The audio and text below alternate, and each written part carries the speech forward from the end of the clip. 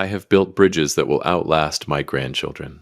I have poured concrete in freezing rain, negotiated contracts with men twice my size, and once talked a city inspector out of shutting down a $4 million project using nothing but a thermos of coffee and sheer audacity. I am not a man who freezes. Until that Monday morning, when I did. Welcome back to Dad's True Revenge. Grab your snacks, get comfortable, and remember, the people in these stories had every chance to behave themselves. They just chose wrong. Drop a comment and be sure to subscribe. You're going to love it here. Let me back up. It was 6:47 a.m. I remember because I always check my watch before I step onto a site. Old habit. The kind of morning where the air smells like wet gravel and diesel, and the sky can't quite decide if it wants to be gray or blue. My boots were already muddy. My foreman, a thick-necked guy named Holt, had already flagged 3 problems before I'd even had my first cup of coffee, which frankly should be illegal. Nicholas said to himself, "Nobody gets to ruin my morning before caffeine. That's just assault." There was a food truck parked about 40 feet from the site entrance, bright yellow. One of those cheerful, aggressively optimistic food trucks that looks like it belongs at a farmer's market not wedged between a porta-potty and a pile of rebar. A small chalkboard sign out front read, "Stella's Kitchen, hot coffee, hot food, happy soul." I remember thinking that for exactly 4 seconds, before everything stopped. Because the woman leaning out of that window to hand a hard hat a paper cup, that woman was 8 months pregnant, moving slowly the way women do when they're carrying the whole world in front of them, wearing a yellow apron that matched the truck, hair pulled back, face tilted down. And then she looked up. And I felt the ground do something ground is not supposed to do. It shifted. Her name, my daughter-in-law's name, left my mouth before my brain could stop it. Nicholas said, barely above a whisper. "Stella?" She heard it. I know she heard it because her entire body responded before her face did. Her shoulders pulled inward. The paper cup in her hand trembled. And when her eyes finally met mine, those brown eyes I had watched cry at her wedding, the same eyes that had looked at my son like he personally hung the moon, they were filled with something I was not prepared for. Pure, unfiltered, terror, not surprise, not embarrassment, terror. Like I was the last person on earth she wanted to see. And I'm her father-in-law. I coach her fantasy football team. I taught her how to make my mother's cornbread. Terror was not the reaction I was supposed to get. She recovered fast. I'll give her that. Pasted on something that was trying very hard to be a smile, and was failing spectacularly. Stella said, her voice barely holding together, "Nicholas. Hi. What are you? I didn't know you were working this site." Nicholas said, because apparently my mouth had decided to handle this without consulting the rest of me, I could say the same thing. "Stella, what in the world are you doing out here?" You look like you're about to," Stella said, cutting me off quickly. "I'm fine. I'm completely fine. Coffee? It's a dark roast. I know you like dark roast." Stella said, "It's a good blend. I drive to this supplier in," Nicholas said, firmer this time. "Stella, look at me." She stopped. She looked at me, and whatever wall she'd been trying to build in the last 30 seconds crumbled completely. Her chin wobbled first. Then her eyes glassed over. Then one tear, just one, like a scout, slid down her left cheek. And through a voice that was held together with nothing but willpower and desperation, she said, Stella said, please don't tell him I'm here. Now, I need you to understand something about me. I am 61 years old. I have been married to the same woman for 34 years. I have raised one son, and I have watched that boy become a man I was genuinely proud of, Brennan Stafford. My boy, 6'2", sharp as a tack, successful enough that his mother cried the day he bought his first house. The kind of son you brag about at cookouts without even trying to be subtle about it. So when his pregnant wife, 8 months pregnant, visibly exhausted, standing in a food truck at a construction site at 6:47 in the morning, begged me with everything she had not to tell my son she was there, I did what any reasonable, rational, emotionally intelligent father-in-law would do. Nicholas said, I'm sorry, what? 61 years of life experience, and that's what came out. Stella said, wiping her face with the back of her wrist, glancing over my shoulder like she was checking if anyone was watching. I know how this looks. I know. But I need you to trust me right now. Nicholas, please, just don't call him. Nicholas said, Stella, You've been missing for 3 months. 3 months. Do you have any idea what your mother calls Lorraine every other day? We filed a, I know and I'm sorry, but there are things happening that I cannot explain to you right now. Not here. Not like this. Please just order a coffee, walk away, and pretend you didn't see me. I stared at her. Nicholas said, You want me to order a coffee? Stella said, Dark roast. $4. Nicholas said, Stella, you are 8 months pregnant, working a food truck at a construction site in November, and you want me to hand you $4 and walk away like I didn't just find my missing daughter-in-law serving coffee between a porta-potty and a pile of steel beams? She almost laughed. Almost. There was a flicker of it. The old Stella, the one who used to laugh at my terrible jokes at Sunday dinners, and then it vanished just as fast. Stella said, I can't tell you everything. Not yet. But Nicholas, I need you to hear me. She reached through the window and grabbed my hand. Hers was cold, shaking. I left to protect this baby. That's all I can say. I left to protect this baby. And there it was.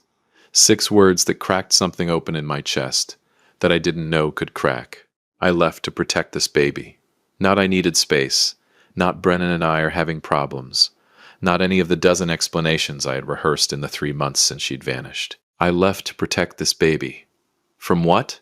From who?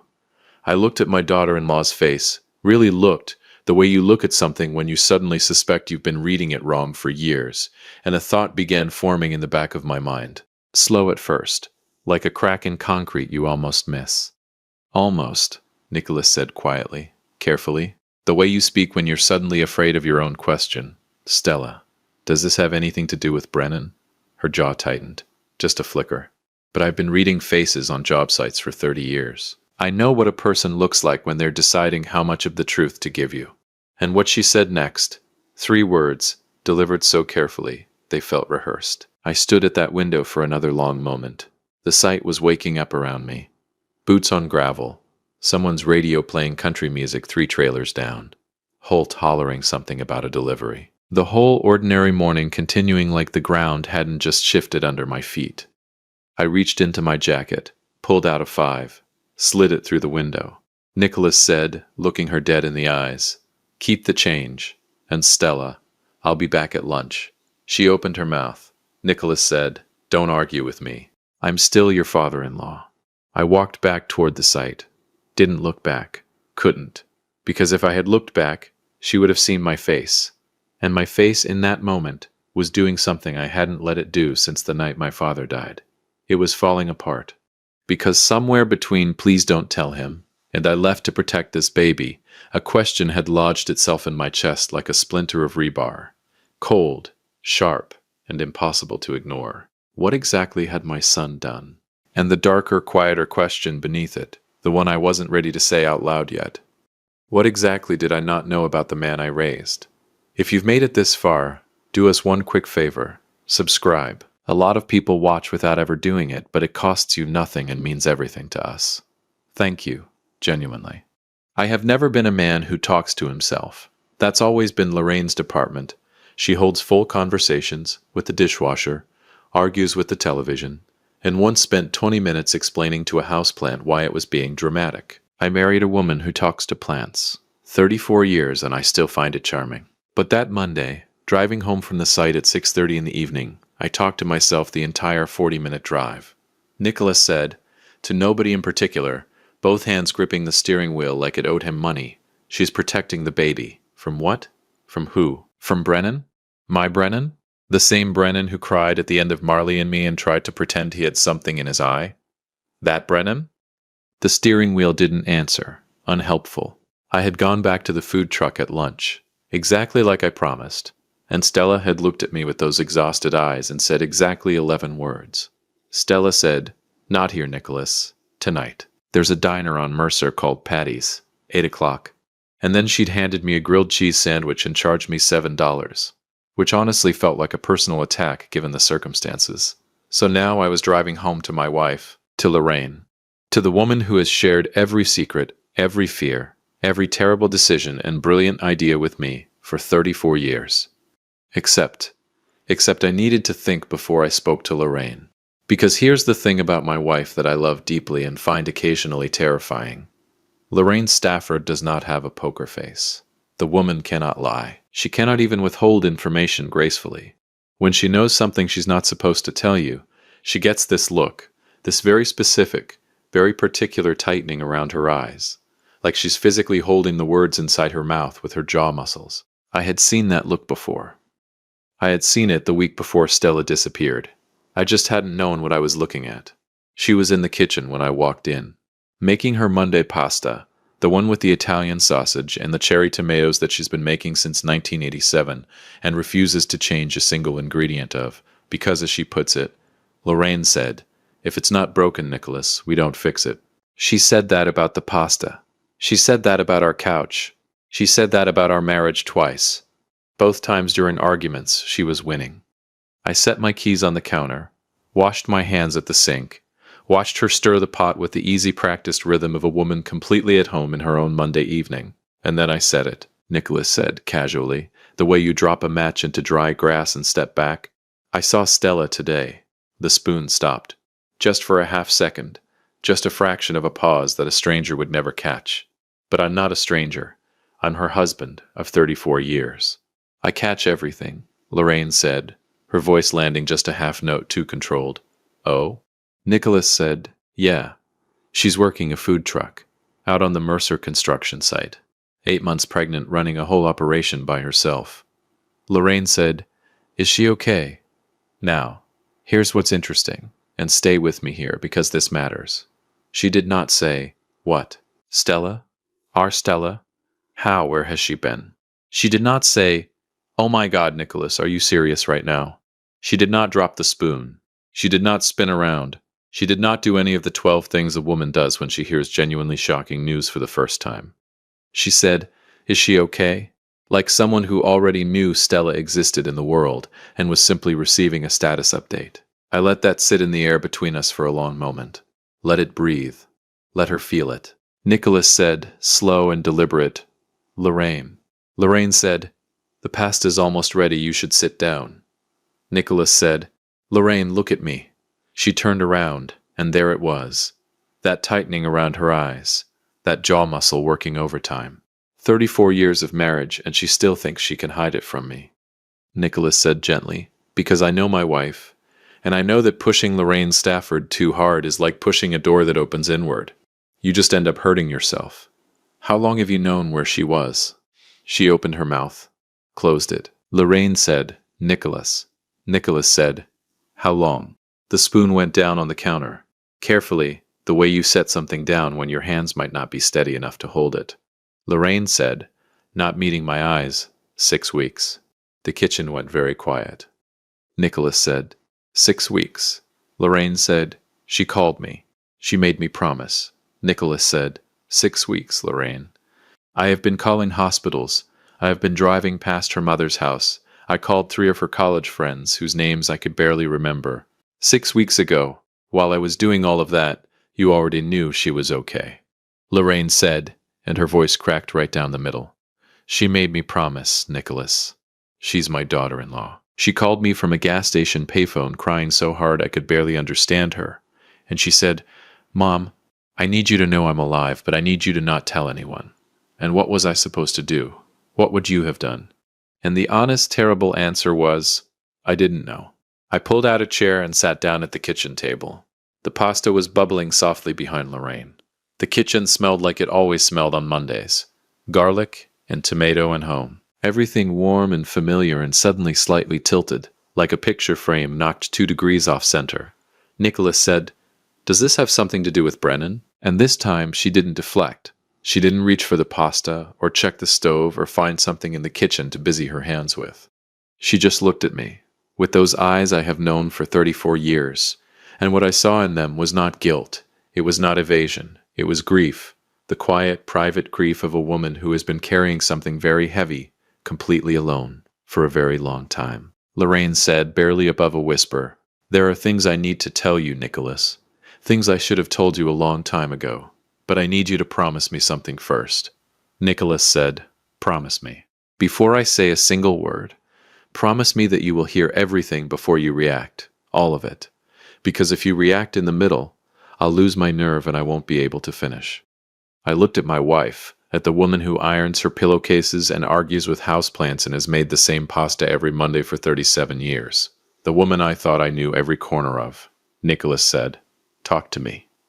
She folded her hands on the table. Draw a long breath. And began. She started 30 years ago. 30 years ago, when Brennan was 4 years old, I was working on a project in Galveston that kept me away from home for 11 weeks straight. 11 weeks of phone calls and care packages and missing my family so badly it sat in my chest like a stone. 11 weeks during which my wife, my Lorraine, had been lonelier than she'd ever told me. She didn't dress it up, I'll give her that.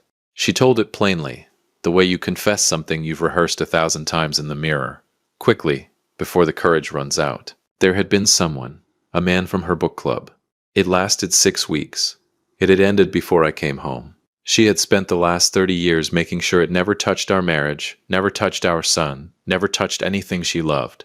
I sat completely still, Nicholas said, and my voice came out strange and flat in a way I didn't recognize. Brennan? It wasn't a question. Lorraine said, I don't know. Nicholas, I genuinely don't know the timing. It could have been either way. I have never known for certain. And for 30 years I told myself that not knowing was enough, that it didn't matter, that you were his father in every way that counted.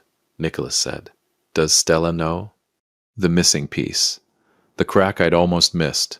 Lorraine said, the words coming faster now like water through a broken dam. She found something. When she was going through old family medical records for the pregnancy, she's thorough. You know how thorough she is. She found a document, an old paternity thing I'd had done privately years ago. The results were inconclusive. But the fact that it existed at all, Nicholas, she's smart. She put it together. She confronted me 3 months ago, and I couldn't lie to her face. I couldn't. Nicholas said, So she's been out there 8 months pregnant, carrying this. Lorraine said, She didn't want to tell Brennan without knowing the truth. She said she refused to blow up his entire identity on an inconclusive result. She said she needed to protect the baby from being born into chaos, into a family crisis. She wanted answers first. Nicholas said, And you've been helping her from here. Lorraine said, I've been sending her money every 2 weeks. Through her mother. I stood up from the table, slowly, walked to the window above the sink, and stood there looking out at the backyard. At the oak tree I planted the year Brennan started kindergarten. At the tire swing that had been hanging from it for 25 years, barely used, mostly decorative, stubbornly refusing to rot. I thought about my son, my Brennan, 6'2", sharp as a tack. Cried at Marley and me. I thought about the night he was born, the weight of him in my arms, the specific, unrepeatable feeling of looking at a person for the first time and thinking, that one's mine. And I thought, does it matter? Nicholas said, to the window, to the oak tree, to nobody. Does it change anything? If the answer came back wrong, does it change in a single day of 30 years?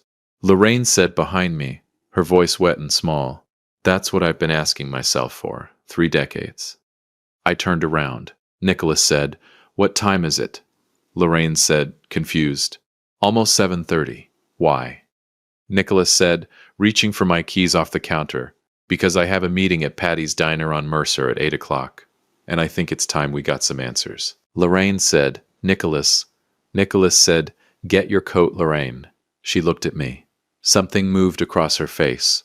Relief, terror, love, guilt, all of it tangled together in that way that only 34 years can produce. She got her coat. We drove to Patty's Diner in silence. Not the bad kind of silence. Not the cold, weaponized silence of a marriage in crisis. The kind of silence that exists between two people who have said the most important thing and are now simply breathing through it together, side by side, the way we had always done everything. I reached across the center console somewhere on Mercer Street and put my hand over hers. She turned her palm up and held on. And I thought about Stella, sitting alone in that yellow food truck for 3 months, 8 months pregnant, guarding a secret big enough to swallow a family whole, waiting for someone to find her, waiting for someone to walk up to that window and force the conversation she couldn't start herself. I thought of all the construction sites in this city, of all the mornings, of all the food trucks. I thought maybe the ground didn't shift that morning. Maybe it had been shifting for 30 years. and I just finally felt it. Patty's diner came into view, yellow lights spilling out onto the dark street. And through the window, in a corner booth, I could see a yellow apron and a woman sitting very still, waiting. Nicholas said so quietly Lorraine almost didn't hear it. "Whatever happens in there, we go in together." Lorraine said, "Together." I pulled into the parking lot, turned off the engine, and we walked in. If you've been listening for a while and want stories like this to keep coming, it really helps if you hit that like button and subscribe. 97% of people never do, but it's what keeps this whole thing running. So thank you for real. I have learned exactly 3 things about diners in my 61 years of living. 1. The coffee is always either perfect or criminal. No in between. 2. The lighting is always slightly too honest. The kind of fluorescent truth that makes everyone look like they haven't slept since 2019. And 3. More real conversations happen in corner booths of diners than in any therapist's office, courtroom, or church combined. Something about the vinyl seats and the laminated menus makes people tell the truth. Maybe it's the pie.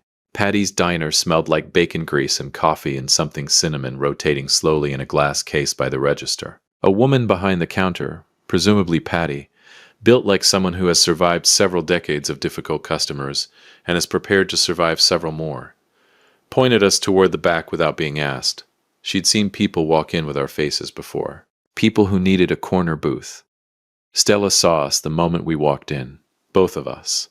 I watched her face do something complicated, relief and panic arriving at the exact same time, fighting for the same real estate. Her eyes went from me to Lorraine and back to me, and I could see the calculation happening, the rapid mental arithmetic of a woman trying to figure out how much had already been said. Nicholas said, sliding into the booth across from her, keeping my voice easy and low. "Before you say anything," she told me. "All of it," Stella said, looking at Lorraine.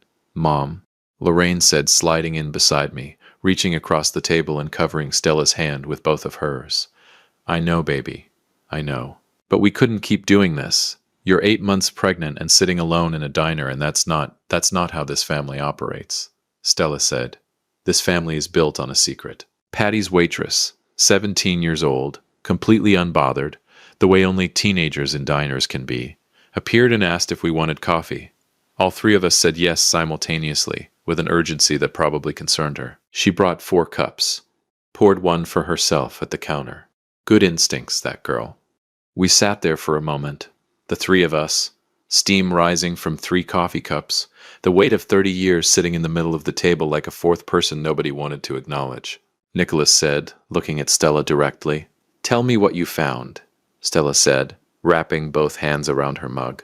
"It started with the baby. I needed a full family medical history. Both sides. Everything. Brennan was useless about it. You know how he is about paperwork," Stella said, and the ghost of a smile crossed her face. So I went through the old filing boxes in the storage unit, the ones Lorraine gave us when we moved into the house. I was looking for anything, immunization records, old physicals, anything genetic, and I found a folder, tucked inside an old tax return from 1994, a private lab report. Nicholas said, "The paternity test." Stella said, "It was inconclusive." But Nicholas, the fact that it existed, the fact that Lorraine had quietly ordered a private paternity test on her 4-year-old son and filed it inside a tax return from 1994, she stopped, swallowed. "I'm not stupid." Nicholas said, "Nobody in this booth thinks you're stupid." Stella said, "I confronted Lorraine. She confirmed it. And I sat in my car outside this woman's house." She gestured at Lorraine, but gently, without malice, for 40 minutes, just trying to figure out what on earth I was supposed to do with that information. Nicholas said, "And you decided to disappear." Stella said, "I decided to protect my child." Nicholas, I was not going to bring a baby into a house where I was sitting on a bomb that size. One wrong moment, one bad day, one argument where it slips out, and Brennan's entire identity explodes, his entire life. Everything he thinks he knows about himself. I wouldn't do that without knowing the actual truth first. Nicholas said, "So what have you been doing for 3 months?" Stella said, lifting her chin slightly. "I found a doctor willing to do a non-invasive prenatal paternity test. It takes fetal DNA from my blood work and compares it to potential family members." The table went very quiet. Nicholas said, "Carefully, Stella. That test determines the baby's paternity, not Brennan's. Stella said, I know. But the lab, they also ran a secondary comparison. Brennan's DNA, from an old sample I had from an ancestry kit we did 2 years ago, against the Stafford family profile. Lorraine said, barely breathing, and Stella opened her purse, pulled out an envelope, set it on the table between us. It sat there, white, ordinary looking, the most dangerous piece of paper I had ever seen in my 61 years. Stella said, it came yesterday. I haven't opened it. Nicholas said, yesterday. Stella said, I don't know what I wanted. I think I wanted a witness. I think I wanted family around me when I opened it, which is insane. I looked at the envelope. I looked at my wife. I looked at my daughter-in-law. 8 months pregnant, exhausted, brave in a way that made my chest hurt. And I made a decision. Nicholas said, open it. Stella said, Nicholas. Nicholas said firmly, but with everything I had, open it. Right now, in this booth. The three of us. Whatever it says, we deal with it together, as a family. Tonight. Lorraine said, Nicholas. Nicholas said, we are not leaving this diner with that envelope unopened. I am 61 years old and I have been through too much today to spend one more hour not knowing. Open the envelope. Then she picked it up. Her hands were shaking. I reached across and steadied them with mine, just for a second, just enough, and then let her do it herself. She deserved to do it herself. The paper unfolded. Her eyes moved across the page. And I watched her face. I have read faces for 30 years. Job sites, boardrooms, hospital waiting rooms, my son's school principal's office. Twice. And every poker game my brother has hosted since 1998. I know what a face looks like when it gets the answer it was dreading. That is not what I saw. What I saw was release. The specific physical release of a person who's been holding their breath for 3 months, finally letting it go. Stella said, her voice breaking open like sunlight through cloud cover. He's yours. Nicholas, Brennan is yours. Fully. Conclusively. Lorraine made a sound I had never heard her make before. Something between a sob and a laugh that came from somewhere so deep it didn't have a name. She pressed both hands over her mouth. Her shoulders shook. I sat very still. 30 years of a question I didn't even know I was carrying. Answered in a Formica booth in Patty's Diner on a Monday night over 3 cups of coffee. Nicholas said, to nobody, to the table, to the oak tree I planted the year my son started kindergarten. Of course he is. We sat in that booth for 2 more hours. We talked. Really talked. The way families talk when the performance is finally over and there's nothing left to protect. Lorraine told Stella everything. Not the edited version she'd been carrying alone, but the whole ugly, human, complicated truth. And Stella listened. And I watched 2 women I loved more than I was generally comfortable admitting navigate something most families would have been destroyed by. By the time we left, Patty's was nearly empty. The teenager had gone home. The woman behind the counter, definitely Patty, was wiping down the counter and pretending not to have heard a single word of our entire evening, which I respected enormously. Nicholas said, leaving a tip large enough to communicate genuine gratitude. Good pie, Patty said, without looking up. Honey, you weren't here for the pie. Fair enough. Now I know what you're thinking. You're thinking, okay, Nicholas, but what about Brennan? What about your son? Does he ever find out? Oh, he finds out. Just not the way any of us planned. Here's what happened. 3 days after the diner, Stella agreed to come home. Not to the house she shared with Brennan. Not yet, but to ours. Lorraine set up the guest room, bought approximately $47 worth of pregnancy pillows, and proceeded to cook for Stella with an intensity that could only be described as maternal guilt in casserole form. And Brennan, my son, my conclusively biological son, the man who cried at Marley and me, had no idea any of this was happening. Until Thursday morning he showed up at our front door. I opened it. He was standing on the porch in his work clothes, holding a coffee, looking like a man who hadn't slept properly in 3 months. Which, fair, Brennan said. Dad, I got a weird feeling. I don't know how to explain it. I just needed to. Is Mom home? Nicholas said, stepping aside. Come in, son. He walked into the living room. Stopped. Stella was sitting on the couch. Yellow socks. Pregnancy pillow. Bowl of cereal. She looked up at him. He looked at her. And Brennan Stafford, 6'2", sharp as a tack, successful enough to make his mother cry, sat down on the floor, not on the armchair, not on the other couch, on the floor, like his legs had simply filed a resignation letter. Brennan said, barely a whisper, "Stella." Stella said, "Hi." Brennan said, You're here. You're." His eyes dropped to her stomach, enormous and round and impossible to miss. Something crossed his face that I recognized immediately because I had felt it myself 30 years ago, standing in a hospital room holding a son for the first time. "Is the baby okay?" Not "where have you been?" Not "how could you leave?" Not "do you know what these 3 months have done to me?" "Is the baby okay?" Stella said, and her voice did something soft and devastated. "The baby is perfect." I looked at my wife. She was already crying, silently, the good kind. I let them talk.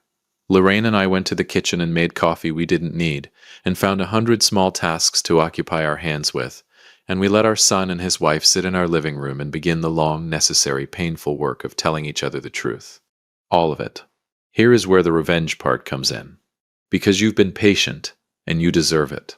Approximately 3 weeks after Stella came home, when things had begun, slowly, carefully, to find their footing again, a name came up that I had not thought about in 30 years, the man from the book club.